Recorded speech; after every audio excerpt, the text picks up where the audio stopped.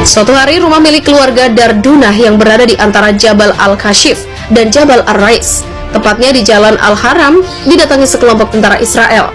Seluruh anggota keluarga diperintahkan duduk di sebuah ruangan. Salah seorang lelaki di rumah itu diinterogasi mengenai ciri-ciri para pejuang Al-Hasa. Saat diinterogasi sebagaimana ditulis situs Filistin Al-Aan, lelaki itu menjawab dengan jujur bahwa para pejuang Al-Hasa mengenakan baju hitam-hitam.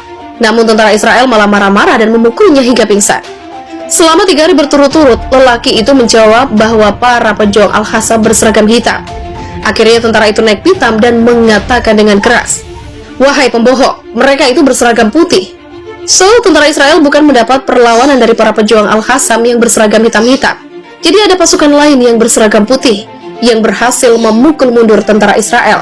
Kisah serupa juga disampaikan penduduk Palestina melalui situs milik Brigade Izzuddin Al-Hassam, Multaha Al-Hassami. Awalnya sebuah ambulan diberhentikan sekelompok pasukan Israel. Si sopir lantas ditanya apakah ia berasal dari kelompok Hamas atau Fatah. Sopir malang itu menjawab, "Saya bukan kelompok mana-mana, saya cuma supir ambulan." Tetapi tentara Israel itu tidak percaya. "Pasukan berpakaian putih-putih di belakangmu tadi siapa? Dari kelompok mana?"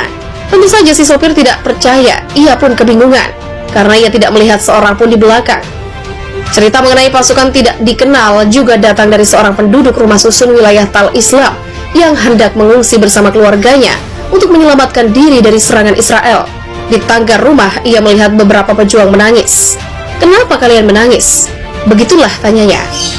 "Kami menangis bukan karena khawatir keadaan diri kami atau takut kepada musuh. Kami menangis karena bukan kami yang bertempur. Di sana ada kelompok lain yang sedang bertempur memporak-porandakan musuh, dan kami tidak tahu dari mana mereka datang." Begitulah jawabnya. Kedua, terdengar suara misterius bahkan tanpa sumber. Ada lagi kisah karamah mujahidin. Bahkan, hal ini pernah disebutkan khotib Masjid Izzuddin Al-Hassam di wilayah Nashirat Gaza, serta pernah didatangkan TV channel Al-Quds. Sang khatib bercerita seorang pejuang telah menanam sebuah ranjau yang telah disiapkan untuk menyambut tentara Israel jika melalui jalan tersebut. Akhirnya sang pejuang memutuskan kembali ke markas karena mengira ranjau tidak akan bekerja optimal. Maklum, jumlah musuh sangat banyak.